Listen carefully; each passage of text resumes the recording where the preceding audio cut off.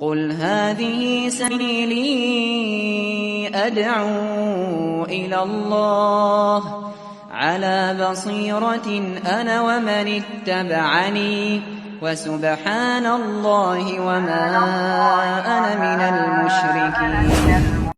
Dan khususnya di dalam kehidupan bermasyarakat dan bernegara, ini adalah inti tegaknya sebuah negeri. Iya. Kalau ada negeri yang tidak perhatian kepada sisi ini, itu mustahil mencapai keamanan.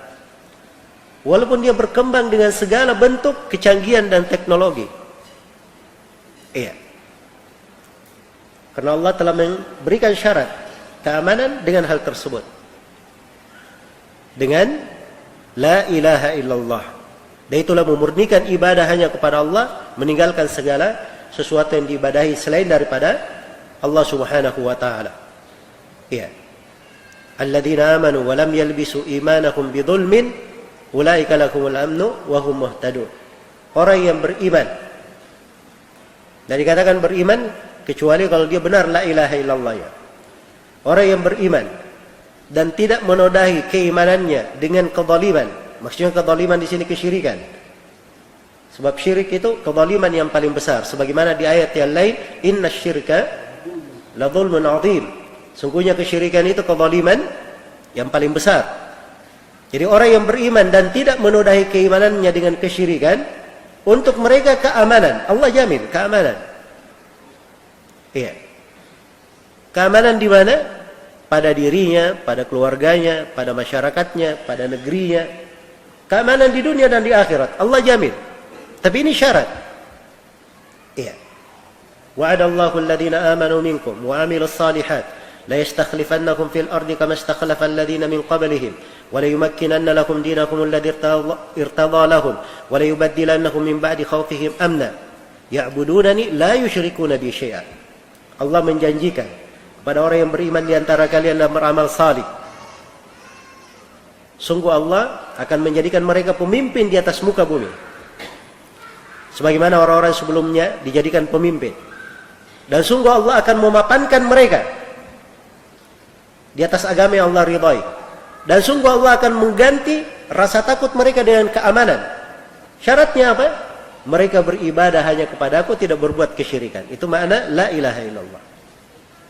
Iya. Itu makna la ilaha illallah.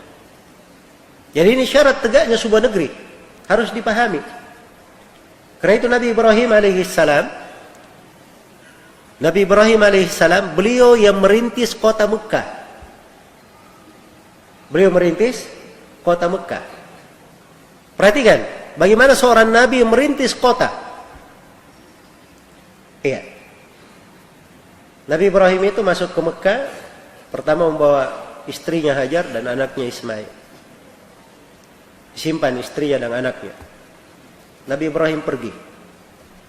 Allah perintah seperti itu. Setelah itu diperintah datang lagi. Kedatangan yang kedua,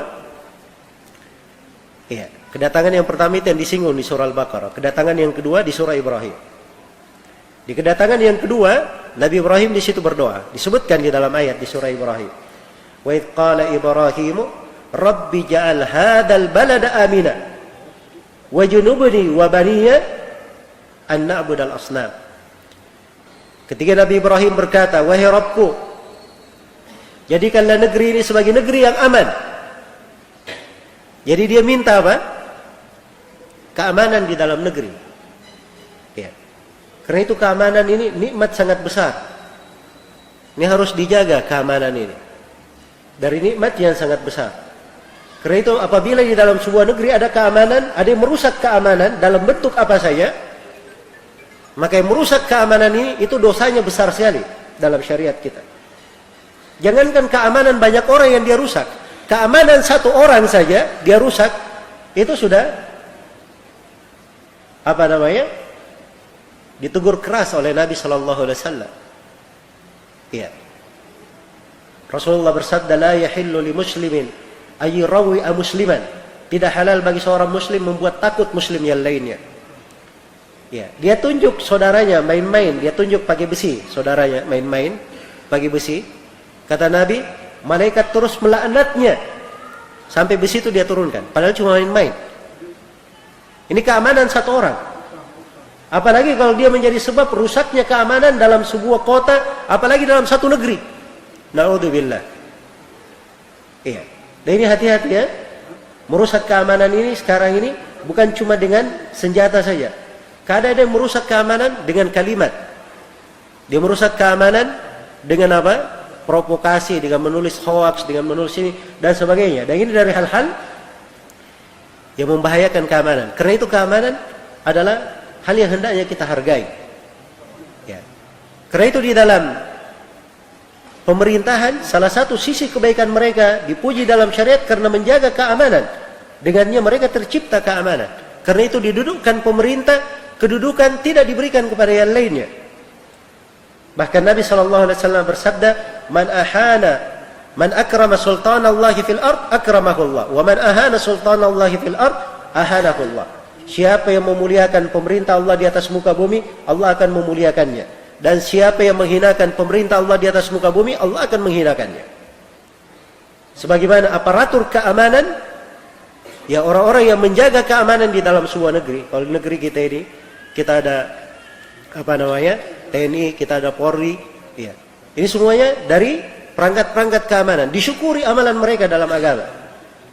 Bahkan itu adalah amalan dari amalan yang sangat salih karena menjaga keamanan negeri. Segala hal yang terkait dengan menjaga keamanan itu dipuji. Karena ini inti tegaknya sebuah negeri. Inti tegaknya sebuah negeri. Ya. Nabi Ibrahim sangat sadar. Mekah ini kalau ingin dirintis, ingin aman, ada syarat yang paling utama yang harus dipenuhi.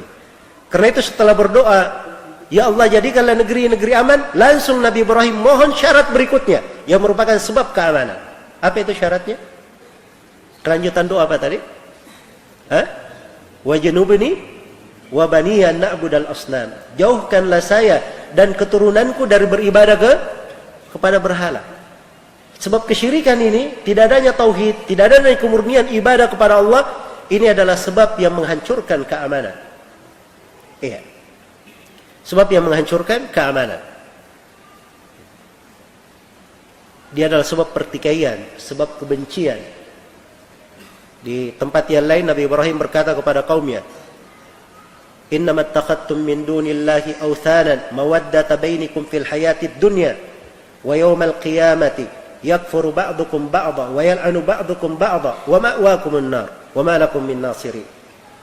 Sungguhnya kalian itu hanya menjadikan sembahan-sembahan sebagai kecintaan antara kalian di kehidupan dunia saja. Pada hari kiamat sebagian dari kalian kafir kepada sebagian yang lainnya. Sebagian dari kalian akan melaknat sebagian yang lainnya. Dan tempat tinggal kalian adalah api neraka. Dan itu adalah sejelek-jelek tempat kembali.